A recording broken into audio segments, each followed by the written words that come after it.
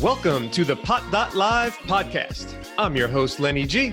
This podcast is all about connecting the community with the thought leaders of business and entertainment in the cannabis industry. As this industry expands and becomes more and more mainstream, we want to educate and entertain our listeners and become your choice and voice for all things cannabis. Thanks for joining us and enjoy the show. Listeners, are you looking for the only one-stop online platform in the cannabis industry? Then you have to check out MJ.com. MJ has it all. Medical and professional news and trends. Get your medical card. Over 150 free workouts for your health and fitness. VIP membership. 2 different gaming apps to win cash and prizes. Find your local dispensaries. Learn about the latest strains and search for your career in the marijuana industry. And don't forget to get your favorite lab-tested CBD products delivered straight to your front door. It's all at MJ.com. Welcome to another episode of the Pot.Live podcast. I'm your host, Lenny G, and today we have 2 killer female entrepreneurs as guests. We have Dr. Leslie Apgar, and we have Miss Gina Dubbé. Hey. Hi, Len. Thanks for having us. So happy to have you both on the show. And you just released a book which has the best name, High Heels, but Heals, How 2 Women Found Their Footing in the Medical Cannabis Industry. Let's start right off the bat. First of all, welcome to the show and tell us about the book. Thank you so much, Len. This is Gina. Dr. Apgar and I are so excited to be here with you today. High Heels is really a summary of how we built our businesses in the cannabis space in the last 2 years. And it is a love story and an encouragement cheer to all the people out there that want to start their own businesses. Mm-hmm. And it's really kind of a roller coaster ride, very irreverent and fun about the true life story, about our friendship and just the hilarity that ensued when we tried to enter the cannabis space as 2 fearless entrepreneurs, and just all the obstacles that we had to overcome and just how incredibly fun it has been. Well, that's what we want to hear. We want to hear stories like that. So let's back up. How long have you guys known each other? How have you become friends? Give us a little journey into the Leslie and Gina friendship and partnership. So it turns out that I moved into a neighborhood where I was right behind Gina. We were backdoor neighbors, and Gina, being Gina, brought me a freshly baked apple pie, because that's what neighbors do, apparently. That is what neighbors do. Apparently, in Maryland. when you grow up in West Virginia, apparently.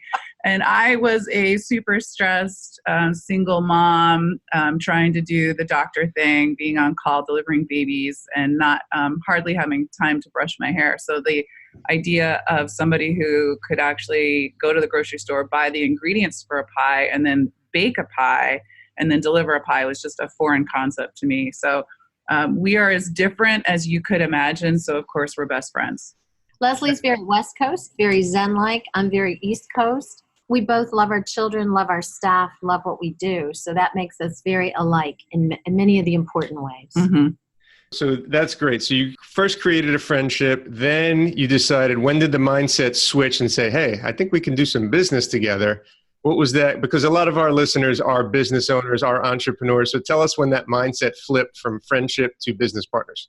Well, it's interesting. Leslie encounters a number of people in her practices. In addition to everything else she has a thriving med spa here in Maryland. And one of her patients approached her about bidding for the medical cannabis opportunity in Maryland. I knew nothing about cannabis. I had always had a security clearance throughout most of my career and just had never smoked cannabis in my life. So Les and I are on our way back from playing tennis one night, and as most working mothers do, trying to cram 2 things into a bag, we did a conference call on the way back from tennis. Mm-hmm. And it was interesting. There was a gentleman from California that was looking for funding, and Gina asked the legitimate question of, what do you expect your return to be? And asked some business questions. And he basically said, oh, you wouldn't understand the math. That's really not important here. And we kind of looked at each other like, well, sort of is important here. It's a business like any other. And so we decided this probably is not going to be a good fit. And I really took it off my radar completely. And I wasn't in my front door when my phone was ringing, and it was Gina saying, hey, I looked up the RFP. This is ridiculous. Let's just do it ourselves. We don't need them. We'll just do it ourselves. And I was like, what are you talking about? Okay. Girl power. That's right. Yeah. You don't need that guy. I guess not. But, it was a definite foray for me to step outside of traditional Western medicine. I had already been there were some eyebrow raises about me doing a medical spa. I mean, it's not what I trained for 20 years to do. So it's a little bizarre that I would be breaking out of my OBGYN life, but that was successful and that was entertaining and fun and rewarding. So why not break out into the cannabis space? We definitely embody our own advice, which is to just jump and just do it and be bold. And so that's what we did.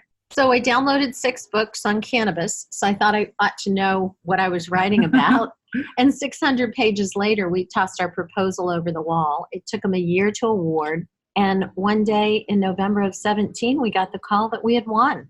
And then the reality set in and we're looking at each other going, oh my God, what do we do? It was actually 16 that we won because we applied and we applied in 15. We won in 16. And then came the hunt for real estate. It was really hard to find a place to land because it's the cannabis space and because it was alternative and people were worried. It took us almost a year. It was November of 2017 when we actually opened our doors. Mm-hmm. So it's been a journey. Because Len, it's a lot harder in cannabis than people realize. I mean, as soon as we won and our names hit the paper, my bank tried to cancel all my bank accounts. Yes, that's a common story that I hear over and over again, which is amazing because the stigma is still so strong and people don't realize what this plant can actually do for people. And I have never been a weed smoker my entire life. I've never tried it or anything until recently. And CBD has helped people. I've heard all the stories. I've had guests on this show. The medical benefits are crazy. So that's a perfect segue. Why is medical cannabis a viable and validated option for medicine? Yeah, this has been the most transformative medicine I've ever practiced, Len. I used to bring new life into the world. I used to deliver babies. And I thought that was really the pinnacle of my medical experience. But I'm telling you, on a daily basis, what I see with medical cannabis puts all of that onto the back burner. We are seeing people reclaim their lives. We're seeing them get off of opioids, off of benzos, off of their sleep agents. We're seeing hope in their eyes again. We're seeing patients that were suicidal because they had chronic pain every day, and now they have hope that their life is going to have a different path. We see patients with multiple sclerosis who come in with a cane or a walker or even in a wheelchair, and then they lose their hardware. They lose the wheelchair, they lose the cane, they lose the walker. They are transforming in front of our lives on a daily basis, and it's the most incredible and most impactful medicine that I've ever witnessed. It's so funny. We have tissues in every room of the dispensary, and we cry with our patients and we celebrate with our patients. And sometimes that's in the same visit. Right. Are you going for the emotional heartstring pull tug right there? No. It happens. I'll tell you this story. We had a patient with his wife, and you know how some people hit your hearts more than others. This was a young man in his 40s that had been near ground zero and had suffered bladder cancer. Yeah, well, actually, so he was right there when 9/11 happened. And so he unfortunately got some of the fallout of those toxins that were released. And as is so prevalent for people in his situation, they go on to develop different cancers. And his was actually kidney cancer. It's called renal cell. And his first symptom was back pain. And the reason he had back pain is because it had metastasized to his spine. And so he came to us with Superman pajamas on. In a wheelchair, just sort of listing to the side, could hardly have the strength to sit upright. And he was such an inspiration to us because his wife did everything in her power to give him more time. And we put him on a high dose regimen of something called full extract cannabis oil or Rick Simpson oil. And he was able to get off a lot of his medications. His catheter came out of his bladder. His tumor started shrinking. He regained strength in his legs. He was able to start driving. He regained an appetite. And most importantly, he got time to write heartfelt letters to his children for the various long-term or the milestones in their life, whether it was a marriage or the birth of their own children or what have you. But it was not something that you see in medicine. When I see that look that he came to us in, I knew how that was going to end. And traditional medicine does not have a category for what Gina and I witnessed in our dispensary for what happened to him and his family. It was truly remarkable, and that's actually mentioned in our book. You know, what we have seen is the strength of the caregivers. Yeah. The people that come in and they're supporting those that are in hospice, and all they want is for them to end the nausea, to have an appetite, to be able to function. I mean, some of our patients, for example, the Parkinson's patients, a tiny, tiny dose of THC alleviates the quivering. Mm-hmm. And one woman came in and she sat and cried at our counter and said, I can cut up my eggs at breakfast and drink a cup of coffee. Now, such a small thing we all take for granted every day, but now she can do it. Mm-hmm. And that's what makes us keep on. Yeah, it's important. What we're doing is important. I can tell you that. Yep. And it's funny. You hit on a few things that I've had similar experiences. Well, first of all, I was in the middle of 9/11, so I definitely resonate with that. Secondly, the Rick Simpson oil, we just had, my partner just called me yesterday and told me how his friend had skin cancer. Like, I don't want to say lesion. I don't know what the proper term is, but skin cancer spot. And he started using Rick Simpson oil. And over a few months, the spot actually went away from using it every day topically. So it's crazy. So people that use it swear by it, that love it, swear by it. Other people it doesn't do anything for. So I think that's what a lot of the mainstream is concerned about, because the education isn't there on what to use, how to use it, what's real, what's not real, and stuff like that. So yeah, the stories that you shared are very much hit home with me. The guests that I've had on the show, the stories I've seen medically are just really, truly, truly amazing. Like everything else, cannabis doesn't work for everyone and doesn't work the same way. Much like amoxicillin, it works for some, it doesn't work for others. Yeah, we're very individualized. But really what has to happen, Len, is we have to get education starting early, because only about 8% of medical schools are teaching the endocannabinoid system. So we really need to change that. Obviously, when Gina and I won this award, I was like, well, crap, now what? Now I got to go and figure out what all this science is, because this was all discovered after I was done with my training. I was never taught any of this. So I had to dig deep myself. But the other physicians and providers out there have no idea that there is an endocannabinoid system within our bodies, and that this is ancient medicine that our bodies respond quite well to. And it's a different kind of medicine. It's not Western medicine where we're putting a Band-Aid on something, or maybe treating an infection with an antibiotic, say. What this medicine is creating balance and creating wholeness and health so that you don't get sick in the first place. And that's something that our Western medicine is not necessarily focusing on. So it's a real nice opportunity to mix Eastern and Western medicine. Yeah, and I've also, and piggybacking on what you just said, it also, sometimes it doesn't actually cure the ailment someone may have, but it relieves the pain. So your body's not trying to fight the pain, and it can now try and fight the ailment.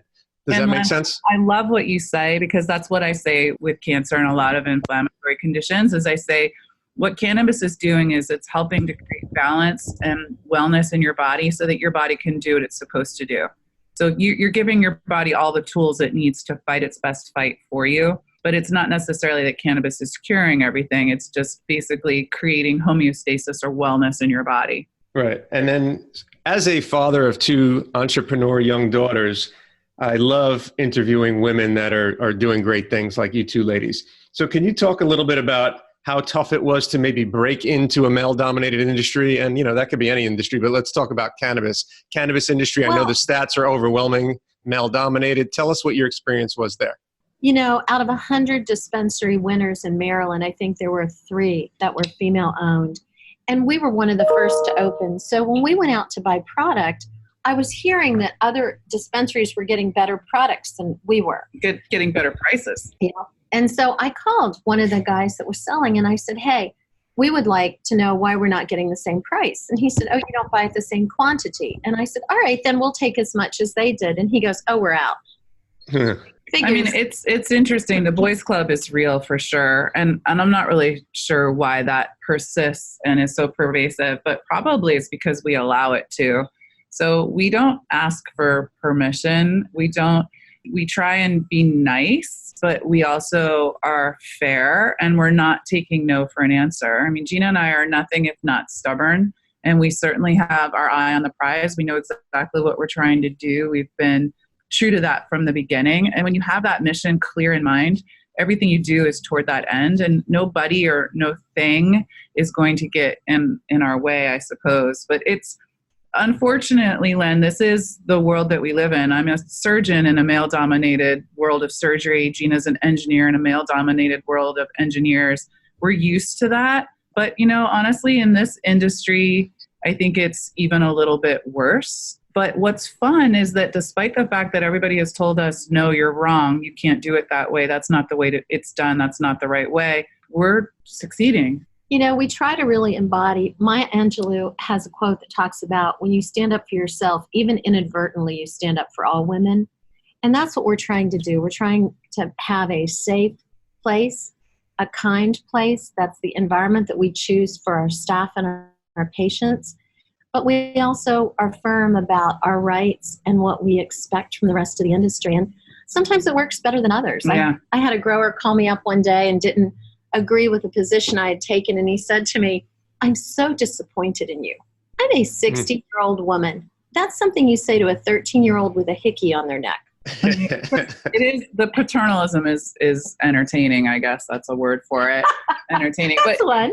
What we do consciously or subconsciously is we basically show the women and the girls around us that they actually are wearing a superwoman cloak. They just don't know about it. So we sort of pointed out that the power is theirs, whether they choose to claim it, it's up to them. And that's been fun, because when you show people that they're powerful, you can almost see their eyes light up. I mean, we're not any different than anybody else. Anybody can do what we did. It's funny, at the dispensary, we are surrounded by budding entrepreneurs, and we love it. Yeah. We actually bring in people to help our staff. Like, we bring in an accountant to say, if you're going to start your own business, here's what you do. Because we want to be cheering for them and their successes. Yeah. I think that's the maternalism at our place. And when we want them to grow. And when you lift women up, you lift up society. So that's what we're trying to do. So those two girls of yours, we're cheering for their success. Yep, absolutely. Thank you. And it's funny, I interviewed another female entrepreneur. Her name's Jen Groover. She's a motivational type speaker, and she's awesome. But she actually had a unique view on that. And she said that she actually finds it to be an advantage to be a woman, because when she goes into a boardroom or whatever it may be, and there's 10 guys and her, she almost has an advantage, because I forget how she described it, but there's also advantages to being I hate to use the word minority because that word is negative, but just being, I guess the minority in the room, that there could be an advantage, and how to capitalize on that. Have you had that experience as well? It's funny that you say that. We just are returning from a presentation at Benzinga, which is a cannabis investment conference, because we want to raise some money to take our product Blissiva nationwide. We were the only female speakers on the dais, and I think there was 800 people there. Yeah. Wow. It's interesting. So yeah, we were certainly noticed and certainly got a lot of attention from that. I would like to think that it's our charming personalities. But I think certainly I get what she was saying as far as having it be a discriminator, right? You're unique. Yeah. I wish that it didn't have to be that way. I wish we could all be judged based on our merit and what we bring to the table. But, it's a slow process, and progress doesn't happen overnight. It doesn't happen all at once. We just have to steadily chip away at it. I mean, it's 2019. I mean, my girls don't see color. They don't see race. They don't see religion. They don't see gender. They don't see if someone's handicapped. They don't see that. They grew up in a world of everything's a blend, which, I'm a little younger than you guys, I guess. And when we grew up, everything was like segregated, you know what I mean? Or something, if it was different, oh my God, it's different. These days, it's 2019. Like, everybody needs to get over, if it's a woman, a man, black, white, Indian, who cares? Like, just if they're merit, take the merit, like you just said. I love it. Hear, hear. All right. So tell us about, I know you have a cannabis line called Blissiva. Tell us a little bit more about that. So Blissiva is named very mindfully after the very first endocannabinoid that was discovered, which is anandamide. And it was named anandamide after the Sanskrit word for supreme joy or bliss, the bliss hormone. And then sativa obviously is upward, uplifting. So Blissiva was born, and that is because we want to be uplifting, we want to be positive, we want to have a great, blissful, supreme joy life, okay?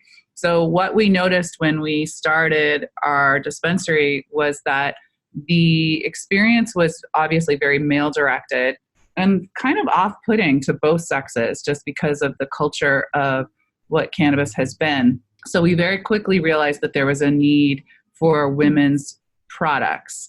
And so we came about developing a line of women's products that were incredibly well received. They are vape pens that have different effects depending on the blends of cannabinoids and terpenes. And they are very discreet. They have different fragrances and tastes. They're not a giveaway for cannabis in any way. You could use it on the sidelines of your kid's soccer game. You could use it in the boardroom. You could use it wherever and nobody would know. And it has been an absolute joy and so impactful to see these women coming in and saying, thank you, thank you, thank you. This is what I've been looking for. So that's the first. The first product was the Blissiva Balance Pen. And that's for anxiety and sleeplessness. And really, the effect is that of a deep exhale or a glass of wine. You're not altered, but you're feeling better. Your mind's quieter. You're more comfortable. Our second product, which launches in 8 weeks, is called Soothe.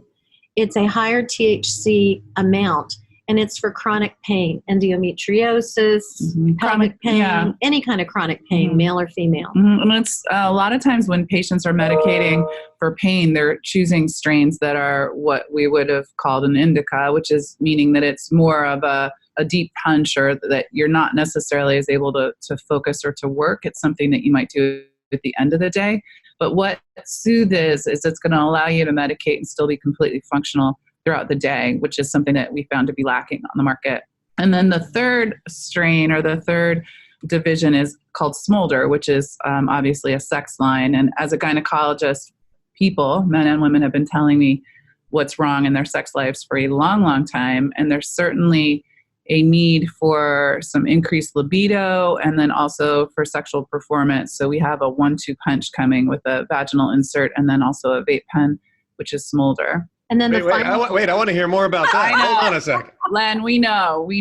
Hold on. I will be the male, stereotypical male right now. Right. All right. So tell me what that is. Vaginal insert means what? Like a cream or a device? Okay. So I know, right? I know. More details. So the vape pen is something that you would use to make you want to have sex. And I know men always want to have sex, but women not so much. And believe me, I've heard about it. So it is finally something that I can give to a female patient to say, here, use this. It'll make you want to have sex. And at the same time, use this vaginal insert, which is going to have some oil in it for lubrication. But more importantly, it's a delivery system of cannabinoids right through the vaginal wall.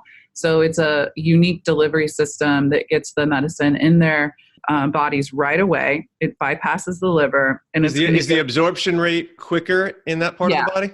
Yeah, yes. It's profound. And so when they do have sex, they're going to have a ridiculous experience that their partner's going to enjoy as well. So it's really, it's fun. It's fun. Yes, everybody wants that tomorrow. You know, what we've heard is the difference between men and women in sex is men are like a light switch. You're off or you're on. Mm-hmm. Women are like a fire. You got to kindle that. You've got to stoke it. And this is going to be the kindling that you need. Yeah, that's the kindling. All right. That's the accelerant is what it is. All right. I'm getting some tips from my wife. She'll be very happy I did this episode. Exactly. Right. Exactly. And our final product is Heal. So there's 4 product lines within the Blissiva line. And we have a number of items that are going to come out under Heal. Oh, yeah. We have all kinds of things. But it's basically creating balance and wellness. We have all kinds of things. We don't want to give away all the secret sauce right now, but we have so much awesome stuff coming down the pipe. All right. So tell our listeners, where can they find more information on either you two, your companies, your product line, the book? Give us all of that. Our dispensary is greenhousewellness.com, and it's located in Maryland. Blissiva is rolling out through the United States, and you can find that at www.blissiva.com. And finally, you can look our book up at High Heels, HIGHHEALS.biz. Yeah, it's actually available on Amazon and Kindle, and you can actually get the paperback as well, which is hilarious that all of this has resulted in an actual physical entity of a book. But it has been just a wild ride with me and Gina. We're having so much fun. Excellent. Excellent. All right. So before we finish up, I'm going to ask you each the same question, but just answer one at a time. So Gina, let's start with you. All right. Give me something you're excited about in the cannabis industry and something that concerns you. I am concerned, I'll start there, with big businesses' domination of cannabis in general. We are going to a totally verticalized market, which means that a larger entity controls not only the growth, but the processing and the distribution of a drug. And that makes for less than equitable pricing for both us and the dispensaries and the clients. So I'm really concerned about big business coming in and dominating. I'm afraid we're going to have what the pharma industry has done to the drug industry. I'm most excited about the possibility that cannabis comes off Schedule 1 and we'll be able to get some truly randomized trials and studies that give us hardcore data, because the engineer and the doctor, we want hardcore data on the efficacy and the different strains of cannabis. Mm-hmm. And just to dovetail on that, as happens when states go recreational, the availability of the true medicine of cannabis goes away. And truly, CBD, cannabidiol, is the magic in that medicine. And yes, we do need some THC and some of the other cannabinoids and terpenes, but CBD is the true magic. So my concern is that as we move towards legal use across the country, that the availability of CBD and the true medicine will not be as prevalent. And that's something that keeps me up at night. But the thing that I'm most excited about is the fact that attitudes are changing and the stigma is lifting. And even physicians who rolled their eyes at me and crazy Dr. Apgar, what's she doing now? I can't believe that she's entering this space, are now calling me up and texting me and saying, hey, my dad has this, or I have this. Can you help me with this? How do I get a card? How do I enter into this program? So I'm seeing in a very short period of time that people's attitudes are opening up and changing, and that brings me a lot of hope. Excellent. Excellent. Well, Miss Gina Dubbé and Dr. Leslie Apgar, thank you so much for dropping all that knowledge. It was an excellent episode. Appreciate you taking the time. Thanks, Len. Thanks for having us, Len. All righty. And we will see everyone next time on the Pot.Live podcast. If you are into the recreational side of the cannabis industry, yes, stoners, I'm talking to you, then thepot.com is the online and mobile destination for you. That's right, THEPOT.com, thepot.com. Where else can you find the exclusive Pot Mate of the Month? Take a pot quiz and win prizes. Scroll through hilarious memes and jokes and check out the latest podcasts, news, and trends, all while having your own profile and voice in the pot.com forum. Visit thepot.com today and get lit.